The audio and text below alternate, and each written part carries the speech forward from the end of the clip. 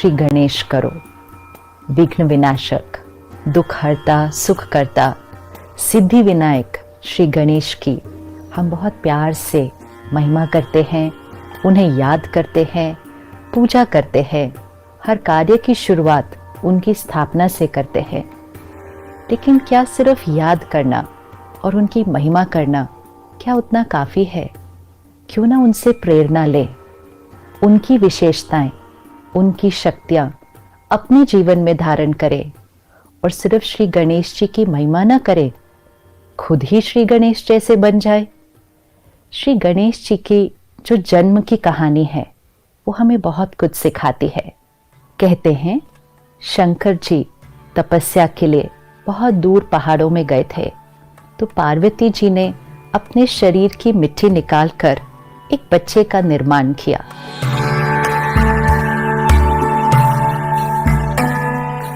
एक दिन पार्वती जी ने उस बच्चे को घर के बाहर खड़ा किया कि वो स्नान करने जा रही थी, तो घर में अंदर में कोई नहीं आना चाहिए। और अचानक उस दिन शंकर जी वापस आ गए, तो उस बच्चे ने अपने कर्तव्य का पालन किया और शंकर जी को अंदर नहीं जाने दिया, क्योंकि उस बच्चे ने अपने पिता को ही नहीं पहचाना। कहा जाता है शंकर जी को इतना गुस्सा आ गया कि उन्होंने उस बच्चे का सर काट दिया। और पार्वती जी उतनी देर में बाहर आए तो उन्हें पता चला कि शंकर जी ने उनके बच्चे का सर काट दिया। फिर शंकर जी ने कहा, अच्छा, अगला जो अब यहां से जाएगा मैं उसका सर इस बच्चे को दे दूंगा। हम ये कहानी बहुत समय से सुनते आए हैं, लेकिन हमने कभी भी इस पर विचार ही नहीं किया कि ये हमें क्या सिखा रही है। तो अगला जो वहां से गुजरा वो एक हाथी था, तो शंकर जी ने हाथी के सर को काटा और उस बच्चे पर लगा दिया और उस बच्चे को नाम दिया गणेश। ये कहानी क्या सिखा रही है हमें कि बच्चा अपने पिता को नहीं पहचानता, और शंकर जी देवता 10 साल की तपस्या बाद आए थे और इतना गुस्सा आ गया कि बच्चे का सर काट दिया। आज आप और मैं भी अगर 10 मिनट भी मेडिटेशन कर ले तो इतने शीतल और शांत हो जाते हैं कि ऊंची आवाज में नहीं बोल पाते हैं। और देवता 10 साल की तपस्या बाद एक बच्चे के ऊपर इतना गुस्सा आया, और बात भी कितनी थी, अपने ही तो कर्तव्य का पालन कर रहा था, सर काट दिया। ये कभी नहीं कहते कि शंकर जी ने उस बच्चे की हत्या की, नहीं कहते, सिर्फ कहते हैं उसका सर काटा। दो बातों में बहुत फर्क है।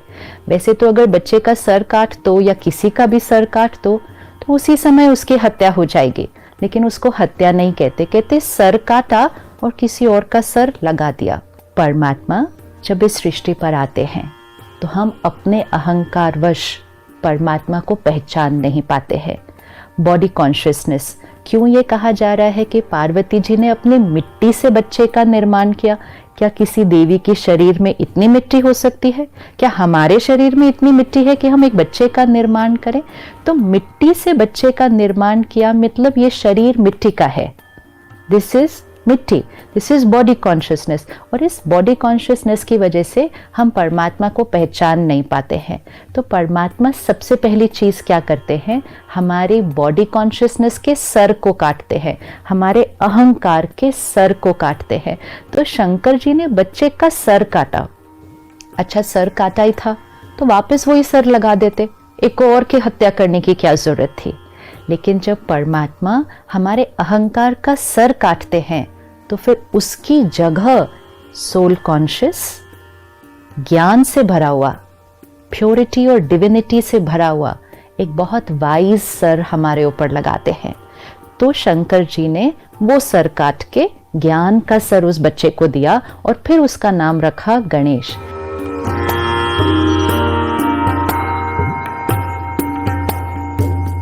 तो गणेश जी के अगर हम एक एक अंग को देखें, वो हमें सही जीवन जीने का तरीका और ज्ञान को अपने जीवन में कैसे लाना है उसकी धारणा सिखाता है। सबसे पहली चीज जो सर है, मस्तिष्क, वो बहुत बड़ा, मतलब विजडम एंड विशाल बुद्धि। फिर दूसरी चीज जो आंखें हैं वो बहुत छोटी, सर इतना बड़ा, आंखें इतनी छोटी। तो जो वाइज होगा, जो वाइज इंटेलेक्ट होगा वो दूरादेशी होगा। जब हम कोई चीज दूर देखते हैं तो हमारी आंखें छोटी हो जाती हैं। तो दूर देखकर फिर कर्म करना मतलब जो हम कर्म कर रहे हैं, जो हम सोच रहे हैं, बोल रहे हैं, कर रहे हैं, ये हमारा कर्म है। लेकिन कर्म करने से पहले उस कर्म के परिणाम के बारे में सोचकर फिर कर्म करना। तो wise intellect and far sightedness. फिर मुंह छोटा कि कम बोलना, लेकिन कान बड़े, ज्यादा सुनना। तो talk less and listen more. अब कान सिर्फ बड़े नहीं हैं, कान सूप जैसे हैं। तो सूप क्या करता है? छन्नी का काम करता है। अच्छी चीज को रखता है, कचरे को फेंक देता है। तो कान सूप जैसे हो मतलब सिर्फ अच्छी बातों को ग्रहण करें, दूसरी बातों को तो अंदर जाने भी न दें। दुनिया में लोग कहते हैं एक कान से सुनो, दूसरे कान से निकाल दो, लेकिन ऐसा होता नहीं है। अगर हमने सुन लिया तो वो अंदर तो चला ही गया ना। तो अगर एक कान से सुना, दूसरे कान से निकाला, लेकिन बीच में ये आती है बुद्धि और यहाँ उसकी बात की छाप लग जाती है, तो सुनना ही नहीं है। आज मीडिया से, सोशल मीडिया से, आसपास के लोगों से हम कितनी बातें सुन रहे हैं। सुनते ही जाते, सुनते ही जाते, सुनते ही जाते, message after message after message सुनते ही जा रहे हैं, अंदर लेते ही जा रहे हैं। अगर हम इतना कुछ अंदर ले लेंगे और जिसकी क्वालिटी भी अच्छी नहीं है तो हमारी स्थिति कैसी हो जाएगी।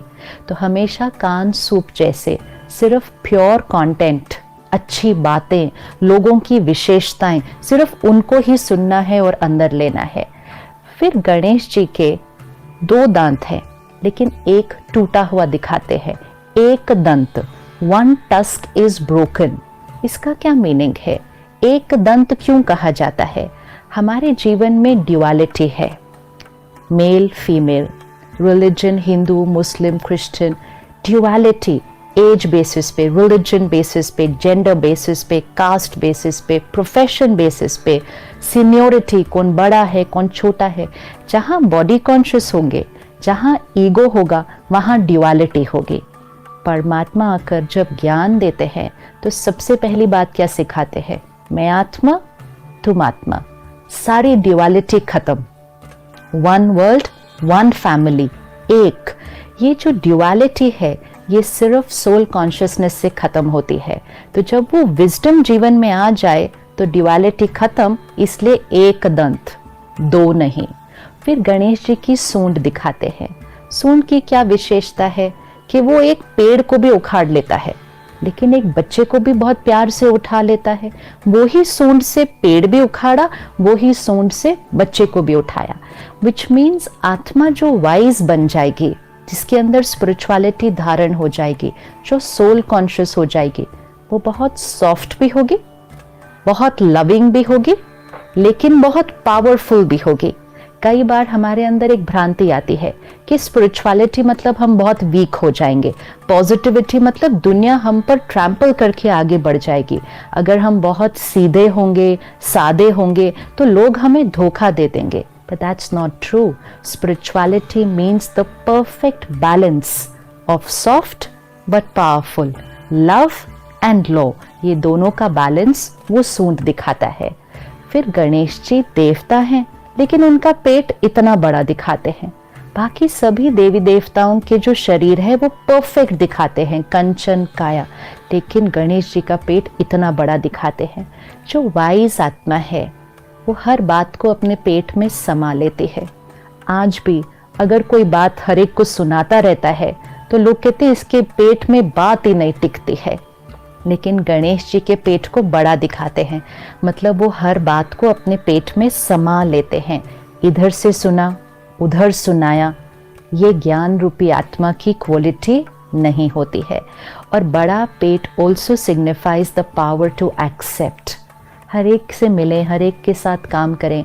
हर एक के संस्कार अलग अलग हैं, लेकिन हर एक को एक्सेप्ट करते जाएं, एक्सेप्ट करते जाएं, एक्सेप्ट करते जाएं, तो पेट बड़ा।